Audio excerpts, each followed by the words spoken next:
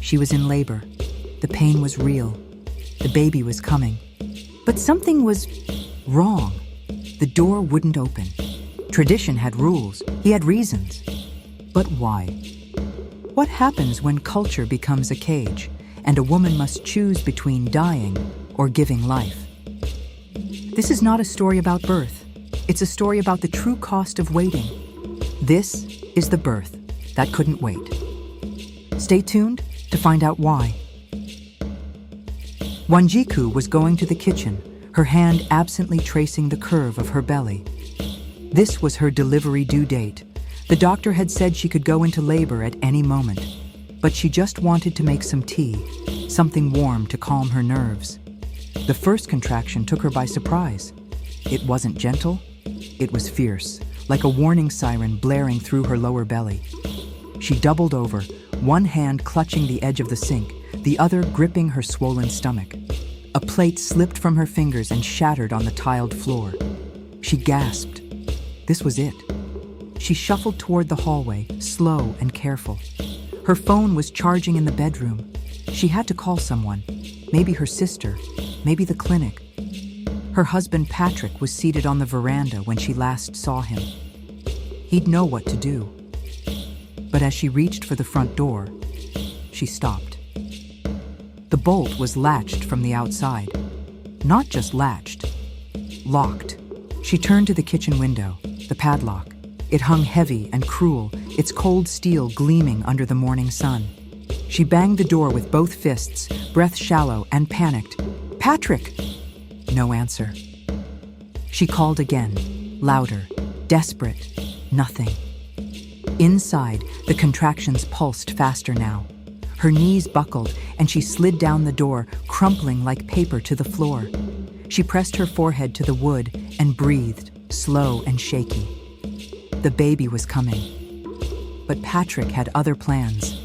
From outside, he sat under the mango tree, arms folded, jaw locked. His eyes were red from lack of sleep, but his mind was clear. He had warned her. "My father must be here when the baby is born. The child cannot come into this world without blessings." His parents were supposed to arrive 2 days ago, but the land dispute had erupted again back in Bungoma. His older brother had fenced off the eastern side of the farm and claimed the ancestral graveyard for himself. The elders had been summoned. His parents couldn't leave. Until the matter was resolved, they were not coming. Still, Patrick held on to tradition like a lifeline. The baby would wait. It had to wait. Inside the locked house, time began to twist. 10 minutes between contractions. Then 7. Then 5.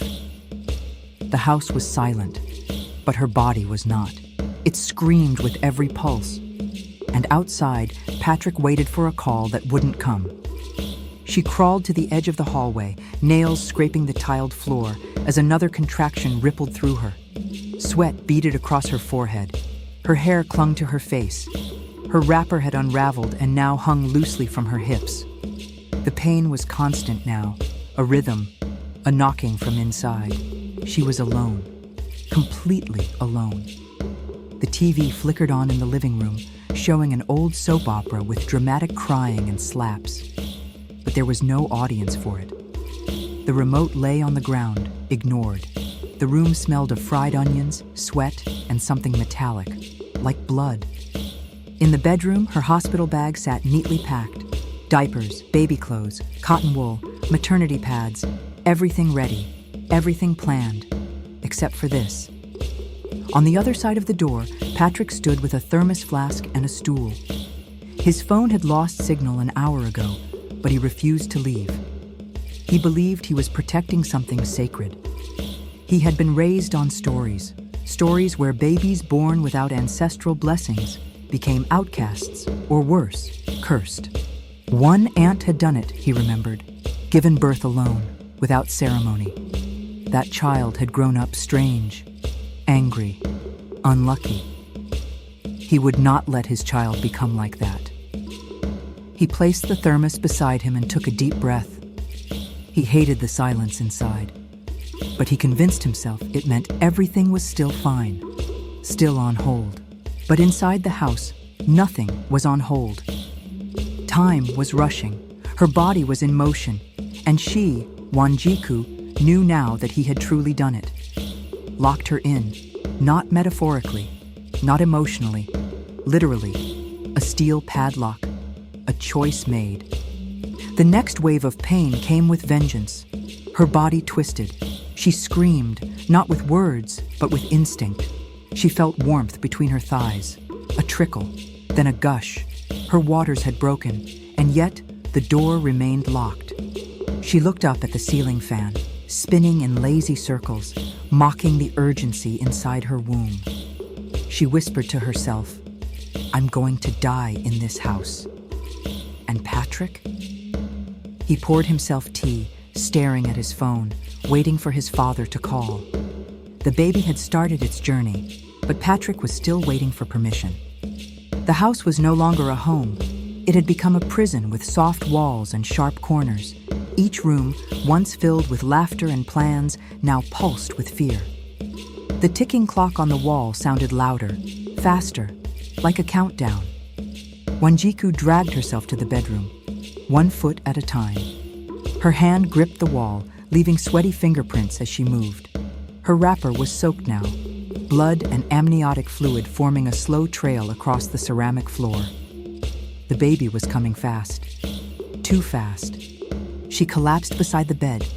Her hand fumbled inside the hospital bag. She pulled out a clean kikoi and a pack of cotton wool. She laid them on the floor with shaking hands. The pain made her vision blur. Outside, Patrick stared at the gate as if willing his parents to appear. He dialed again. No network. Then again. Nothing. His mind spun. He could hear birds chirping. A rooster crowed somewhere beyond the fence.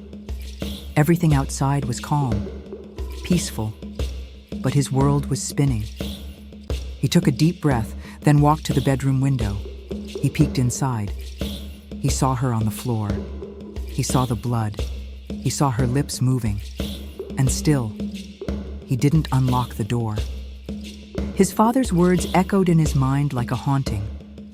The child must not arrive before we speak the words, or it will carry misfortune. In that moment, Patrick made a choice, not out of cruelty, out of fear. He believed he was saving them, saving the child, saving tradition. Inside, Wanjiku's thoughts had fractured.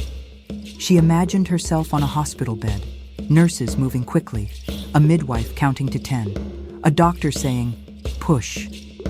But there were no nurses, no midwife, no doctor, just walls and a locked door. Another contraction, stronger. She screamed again. This time it sounded like thunder in a storm that only she could feel. The baby was close, so close. And yet, salvation felt impossibly far. No one was coming, not the midwife, not Patrick's parents, not even Patrick himself, just her and the child, two souls trapped in a house of silence. The house had begun to blur, not just the air, thick with heat and fear, but the memories. Wanjiku no longer saw the couch where she and Patrick had once sat, choosing baby names and laughing over soup. She no longer heard his voice from their first scan, when he saw the heartbeat and wiped his eyes like a man touched by heaven. That Patrick was gone, and this one, the one who locked her in, had taken his place. She lay on the floor now, back arched, breathing in gasps. Her breaths came like a woman drowning. One moment she was in control. The next, the pain stole her voice. The baby had moved, low, too low. The pressure between her legs was unbearable. She had tried not to push, tried not to give in, but the body knows what the mind denies. She crawled, again, this time toward the bathroom. One hand held the wall, the other, her belly. The door was ajar. She pushed it open and collapsed beside the sink. Her hands trembled as she tore the kikoi, spreading half on the floor tiles and folding the rest. She braced herself against the wall and squatted, the way women had done in villages long before beds and and monitors and epidurals. She was going to do it, with or without help, with or without love, with or without him. Outside, Patrick was pacing, back and forth. The phone in his hand had started to blink again, a single bar of network. He lifted it to the sky, heart pounding. It rang. His father's voice came through, hoarse and tired. "The council has delayed again. They're shouting at the chief's place. We cannot leave. Hold the berth. We will come." Patrick felt like crying. He whispered, "I'm trying," then hung up. He moved back to the door, pressed his ear against it. Silence, stillness.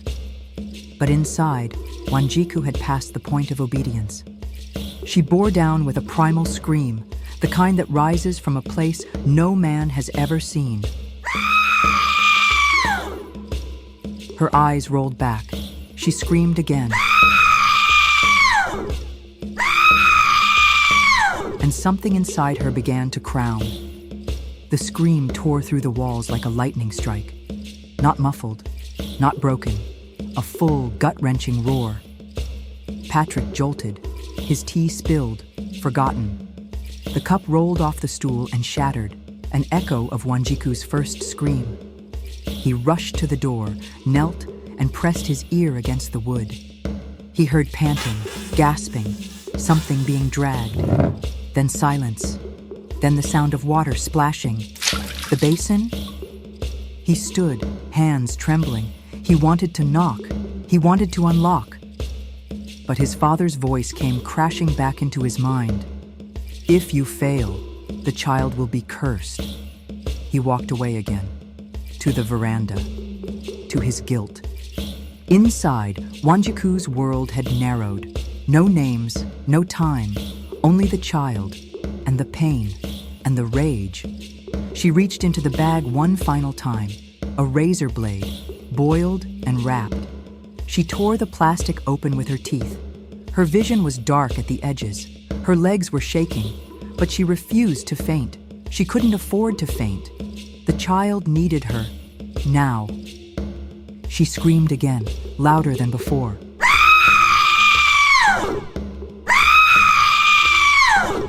Her hands gripped the rim of the basin, her knees pressed into the kikoi. Her body burned from inside out. She pushed, and with that push came fire, and pressure, and fear. Then something slipped, slick, heavy, real. A baby's shoulder, then the rest. A silence, then a cry, weak, but alive. She stared down at the tiny form, wet, covered in mucus and blood, eyes squeezed shut, mouth opening to taste the world. A girl. The tears came, not because she was relieved, but because she was angry. Angry that she did this alone. Angry that her body had been shackled by someone else's beliefs. Angry that love had morphed into control. She tied the cord with her headscarf, cut it with the razor, wrapped the baby in the torn kikoi. Outside, Patrick sat with his face in his hands. He could no longer hear anything, and yet somehow he knew. Something had been born inside that house, and something had died too, but which one was which, he couldn't say. The house was quiet again, too quiet. Patrick stood frozen at the door listening. No footsteps, no screams, not even the rhythmic gasps of labor. Just silence. He pressed his forehead against the wood. His heart thudded in his chest like a trapped animal. What had he done? What had he allowed? He told himself it was necessary, that he was obeying a higher calling. But now, the stillness inside made the air outside feel thick and accusatory. A gust of wind rustled the mango tree. The leaves whispered things he didn't want to hear. Then, a sound, soft, high-pitched, alive, a baby's cry. He stumbled back, stunned. The door had not opened. No midwife had entered. No elder had laid hands. But his child, his daughter, was here, and she was crying. Patrick staggered backward, gripping the gatepost for balance. The guilt struck like a blow. His hands had locked that door, his decisions had locked her inside, and still, she had delivered. Inside, Wanjiku held the newborn to her chest. The blood hadn't stopped. She was cold now, shivering, but she would not sleep, not yet. She looked at the baby's face, creased, crying, furious at the world, and something within her clicked, not like a lock, like a switch. She had done what she was never meant to do, brought life into the world without permission, without help, without ceremony, and she had survived it. She stood, slowly, trembling, clutching the baby close. She made her way to the sink. She cleaned what she could. She laid the baby down and wrapped her tighter, and then she walked to the front door. She pounded the wood with her fist, not once, not twice, but over and over, each knock a declaration, each thud an indictment. Patrick rushed back, stumbling over his own shame. He stood before the door, shaking, hand on the padlock. "Open it," her voice croaked from inside. Not a plea, a command. But still, he hesitated. Because to unlock that door was not just to let her out. It was to face her, to face what he'd done. And Patrick wasn't sure he was ready. Patrick stood before the door, key trembling in his hand. His mouth was dry, his chest tight. How do you unlock something you never had the right to lock? The baby's cries echoed louder now, sharp and insistent. There was no mistaking the message, "We are alive. Despite you." He reached for the padlock, hesitated, then turned the key. It clicked, a sound so simple, yet so heavy, it split the morning air like thunder. The door creaked open. The scent of blood hit him first, then the heat, then the silence. Wanjiku stood there barefoot, baby wrapped in a kikoi, her arms firm, her gaze unfaltering. Her wrapper clung to her like a warrior's cloth, stained, torn, but worn with pride. Her eyes, those eyes that once softened at his presence, now stared through him, not with hate, but with something worse, indifference. She did not speak. She did not scream. She simply walked past him, each step a statement, each breath a verdict. He turned, helplessly watching as she lowered herself onto the couch, placed the baby on her lap, and adjusted the cloth. The child had stopped crying. She was now staring up at her mother's face, wide-eyed, calm, as if knowing she had been born in war and had won. Patrick took one step into the room. His shoes squelched in a pool he hadn't noticed. Blood. Not a lot, but enough to shame him. He looked around. The basin, the torn wrappers, the bathroom door ajar with a trail of water, the cotton wool, the razor blade, the evidence of a solitary battle. He opened his mouth to speak, but nothing came. Words could not survive in this house anymore. Wanjiku adjusted her grip on the baby, rocked her gently, stared straight ahead. Patrick stood there, lost. Not outside, not inside, just somewhere in between. Like the door that now hung wide open, useless, late, and no longer able to protect the lie he had told himself. This was not just about tradition. It was about power, about trust, and he had broken both. Patrick did not move. The room had not changed, but something in the air had. The house felt unfamiliar now, like a place he'd broken and could never piece together again. Wanjiku sat still, her back straight, her baby, their baby, sleeping quietly on her chest. She stared at the wall, as if it would open and give her something Patrick never could: respect, safety, freedom. The shame he carried was no longer private. It filled the space. He wanted to say he was sorry, but sorry couldn't mop blood from tiles. Sorry couldn't erase the hours she'd spent alone with pain and fear. Sorry couldn't unlock a door that had already cost too much. He dropped to his knees in front of her, not in worship, but in defeat. Still, she said nothing. Her silence was louder than screams. It was judgment. It was exhaustion. It was, "You will not hurt me again, not with your choices, not with your mouth." He placed a shaky hand on her foot. She pulled it away. The sound of birds chirping outside was the only music in the room. Patrick stood slowly, walked toward the window. His legs felt heavier than they'd ever been. He looked out toward the gate, expecting his parents. But of course, they hadn't come. Not a call, not a sign. Still stuck in the village, battling for land, while their grandchild entered the world through grit instead of grace. A flicker of rage lit in Patrick's stomach, not at her, at them, at tradition, at myths passed down like shackles, at himself for believing them so blindly. He looked over his shoulder. She held the baby in one hand. With the other, she pulled her small suitcase from under the table, packed with diapers, wipes, and a folded discharge dress. She walked past him. No words. He followed her to the gate, barefoot, helpless. She opened it. The same lock he once closed, now under her command. She stepped into the sun, paused, then turned to him and said the only thing she would say that day. "You do not control life. Only death does that." And then she walked away. The Matatu ride was bumpy. Wanjiku held her newborn close as the vehicle sped through potholes and fumes, past markets and Matatu touts yelling destinations.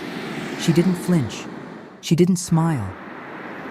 Her baby slept through the chaos, wrapped tightly in the same kikoi she had used that night, the night she brought her into the world alone. Her arms tightened slightly every time the Matatu turned. She would never let her fall. Not now. Not ever. She arrived at her sister's flat in Umoja as the afternoon sun cast long shadows across the concrete. Her sister took one look at her face and said nothing. Just opened the door, helped her in, heated some water, held her, no questions, no judgments, just presence. Wanjiku bathed her daughter in warm water.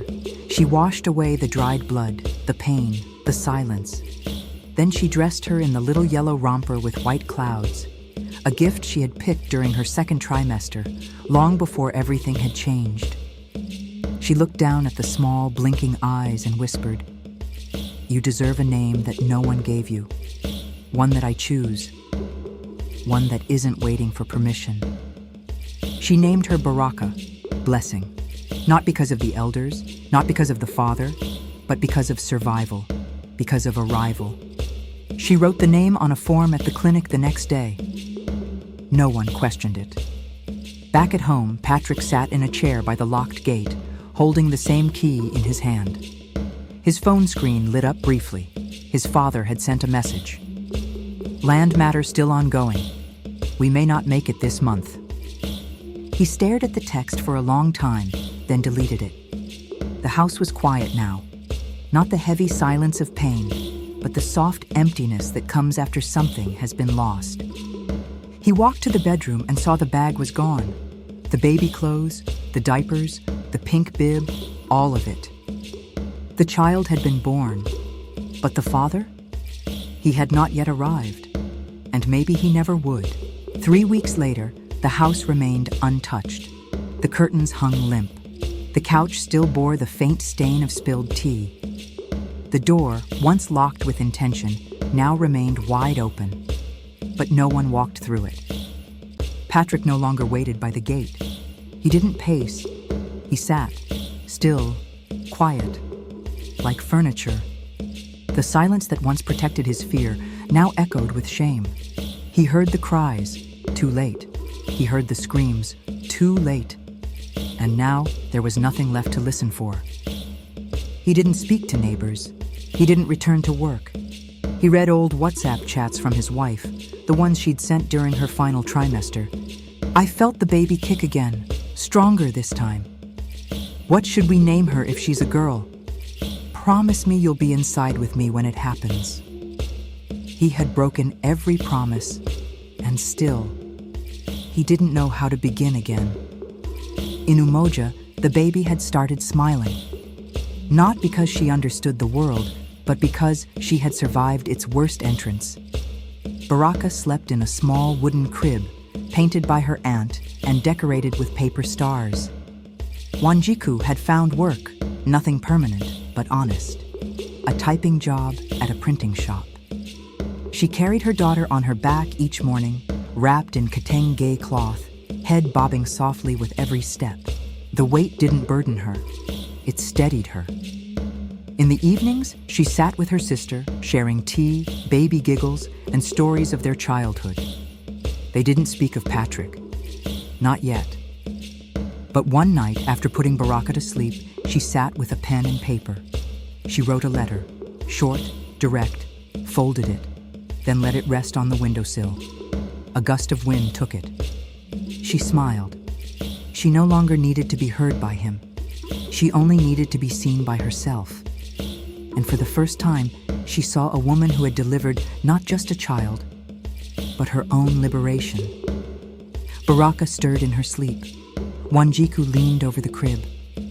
"You were never a curse," she whispered. "You were my crown."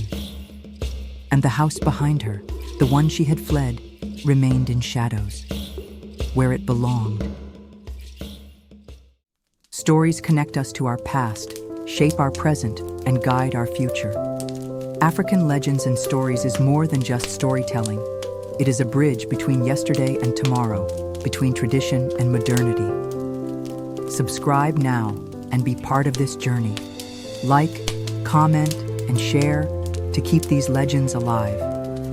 This is African Legends and Stories, where the past speaks and the future listens.